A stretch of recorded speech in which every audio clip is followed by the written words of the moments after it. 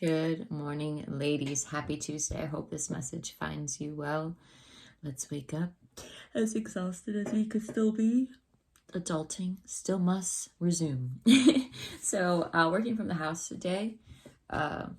Thankful for that because I have a lot of things to do, especially with all the reports that have to come out this week with all of our changes. But it's going to be a productive day, hopping on for Bible study before I work out and get my day going. So we are on Numbers chapter 11, 12, and 13 today. And hopefully you have your book already. And if not, you can still follow along wherever this message finds you. And verse 1 goes like this. Now when the people complained, it displeased the Lord, for the Lord heard it, and his anger was aroused. So the fire of the Lord burned among them and consumed some in the outskirts of the camp. Then the people cried out to Moses, and when Moses prayed to the Lord, the fire was quenched. So he called the name of the place Taberah, because the fire of the Lord has burned among them. Verse 4, now the mixed multitude who were among them yielded to intense craving, so the children of Israel also wept again and said, who will give us meat to eat?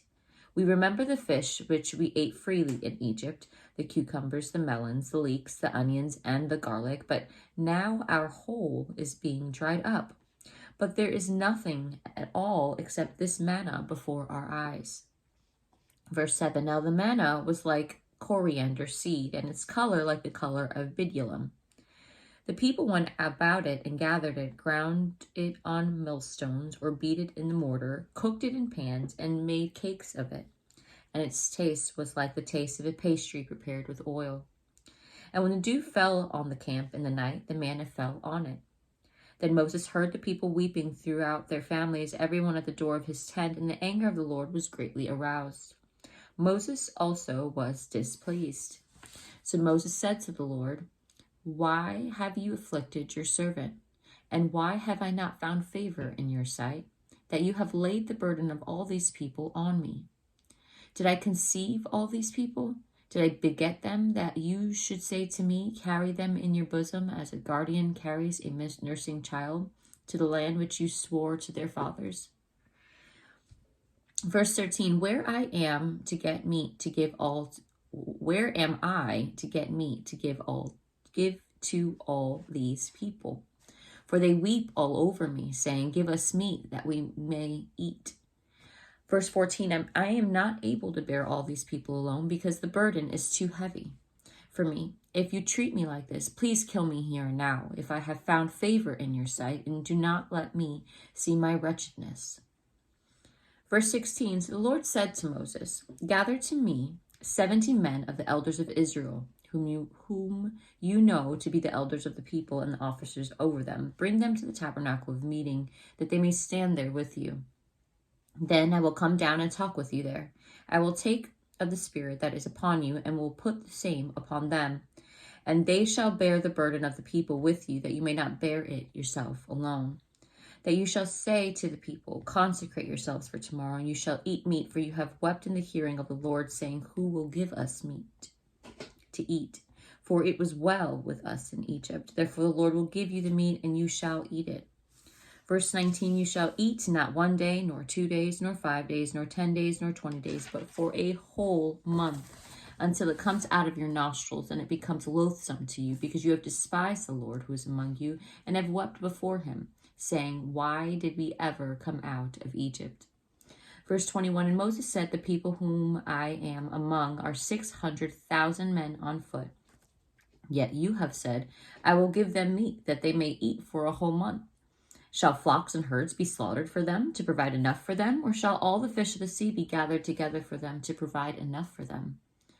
And the Lord said to Moses, has the Lord's arm been shortened? Now you shall see whether what I say will happen to you or not. So Moses went out and told the people the words of the Lord, and he gathered the 70 men of the elders of the people and placed them around the tabernacle. Then the Lord came down in the second cloud and spoke to him, and took the Spirit that was upon him, and placed the same upon the 70 elders. And it happened, when the Spirit rested upon them, that they prophesied, although they never did so again. Verse 26, but 2 men had remained in the camp. The name was Eldad, and the name of the other Medad. And the Spirit rested upon them. Now they were among those listed. But who had not gone out to the tabernacle, yet they prophesied in the camp. And a young man ran and told Moses and said, Eldad and Medad are prophesying in the camp. Verse 28, so Joshua the son of Nun, Moses' assistant, one of his choice men, answered and said, Moses, my Lord, forbid them. Then Moses said to him, are you zealous for my sake? Oh, that all the Lord's people were prophets, and that the Lord would put his Spirit upon them? And Moses returned to the camp, he and the elders of Israel. Verse 31, now a wind went out from the Lord, and it brought quail from the sea, and left them fluttering near the camp, about a day's journey on his side, about a day's journey on the other side, all around the camp, and about 2 cubits above the surface of the ground. And the people stayed up all the day. I rebuke that, excuse me. And the people, in verse 32, stayed up all that day, all night, and all the next day, and gathered the quail. He who gathered least gathered 10 homers, and they spread them out for themselves all around the camp. But while the meat was still between their teeth before it was chewed, the wrath of the Lord was aroused against the people, and the Lord struck the people with a very great plague. So he called the name of the place Kibroth Hattava, because there they buried the people who had yielded to craving. From Kibroth Hattava, the people moved to Hazeroth and camped at Hazeroth. Now, Numbers chapter 12, verse 1. Then Miriam and Aaron spoke against Moses because of the Ethiopian woman whom he had married, for he had married an Ethiopian woman.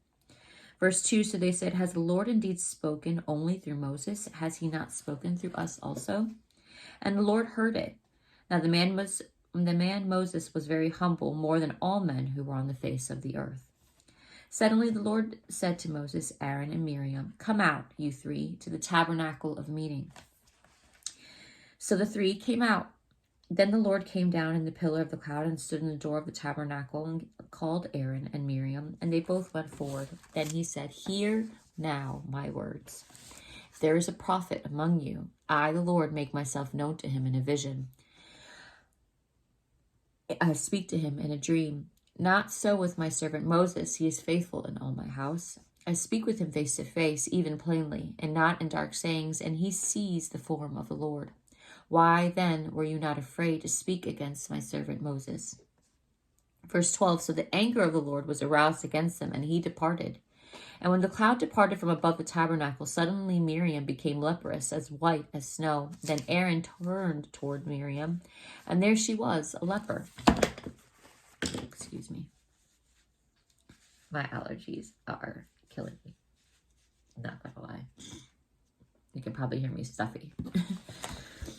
Verse 12, so Aaron said to Moses, O my Lord, please do not lay this sin on us, in which we have done foolishly, in which we have sinned. Please do not let her be as one dead, whose flesh is half consumed when he comes out of his mother's womb. So Moses cried out to the Lord, saying, please heal her, O God, I pray. Verse 14, the Lord said to Moses, if her father had but spit in her face, would she not be shamed 7 days? Let her be shut out of the camp 7 days, and afterwards she may be received again. So Miriam was shut out of the camp 7 days, and the people did not journey until Miriam was brought in again. And afterward the people moved from Hazeroth and camped in the wilderness of Paran. We are in our last chapter for today, Numbers chapter 13, verse 1. And the Lord spoke to Moses, saying, send men to spy out the land of Canaan, which I am giving to the children of Israel. From each tribe of their fathers you shall send a man, to every one a leader among them. So Moses sent them from the wilderness of Paran according to the command of the Lord, all of them men who were heads of the children of Israel. Verse 4, now these were their names: for the tribe of Reuben, Shemua, the son of Zakur; from the tribe of Simeon, Shaphat, the son of Hori; from the tribe of Judah, Caleb, the son of Jephunneh; from the tribe of Issachar, Egil, the son of Joseph; From the tribe of Ephraim, Hoshea, the son of Nun. Verse 9, from the tribe of Benjamin, Palti, the son of Raphu. Verse 10, from the tribe of Zebulun, Gediel, the son of Sodi. From the tribe of Joseph, that is, from the tribe of Manasseh, Gadi, the son of Susi. From the tribe of Dan, Amiel, the son of Gemali. From the tribe of Asher, Sether, the son of Michael. From the tribe of Naphtali, Nabi, the son of Vophsi. And from the tribe of Gad, Geuel, the son of Maki. Verse 16, these are the names of the men whom Moses sent to spy out the land. And Moses called Hoshea, the son of Nun, Joshua. Then Moses sent them to spy out the land of Canaan and said to them, go up this way into the south and go up to the mountains and see what the land is like, whether the people who dwell in it are strong or weak, few or many, whether the land they dwell in is good or bad, whether the cities they inhabit are like camps or strongholds, whether the land is rich or poor, and whether there are forests there or not. But be of good courage, and bring some of the fruit of the land. Now the time was the season of the first ripe grapes. Verse 21, so they went up and spied out the land from the wilderness of Zin as far as Rehob, near the entrance of Hamath. And they went up to the south and came to the Hebron, Ahiman, Shisha, and Talmai, the descendants of Anak, were there. Now Hebron was built 7 years before Zoan in Egypt. Then they came to the valley of Eshal, and there cut down a branch with one cluster of grapes. They carried it between two of them on a pole. They also brought some of the pomegranates and figs. The place was called the valley of Eshal, because of the cluster which the men of Israel cut down there. And they returned from spying out the land after 40 days. Verse 26, now they departed and came back to Moses and Aaron and all the congregation of the children of Israel in the wilderness of Paran at Kadesh. They brought back word to them and to all the congregation and showed them the fruit of the land.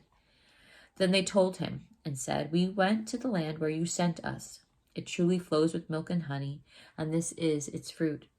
Nevertheless, the people who dwell in the land are strong. The cities are fortified and very large. Moreover, we saw the descendants of Anak there. The Amalekites dwell in the land of the south. The Hittites, the Jebusites, and the Amorites dwell in the mountains. And the Canaanites dwell by the sea and along the banks of the Jordan. Then Caleb quieted the people before Moses and said, let us go up once and take possession, for we are well able to overcome it. But the men who had gone up with him said, we are not able to go up against the people, for they are stronger than we. And they gave the children of Israel a bad report of the land which they had spied out, saying, the land through which we have gone as spies is a land that devours its inhabitants, and all the people whom we saw it are men of great stature. And lastly, verse 33, there we saw the giants. The descendants of Anak came from giants, and we were like grasshoppers in our own sight, so we were in their sight. And that is all for today's Bible study, ladies. I hope you enjoyed it. We're getting into less of all the tribe names and now even more into the stories. So buckle up. It's about to be a ride. And yeah, let's get this day going. Stay blessed. And if you need prayer or anything, send me a message. I'd love to hear from you guys. And we'll talk soon. So, bye.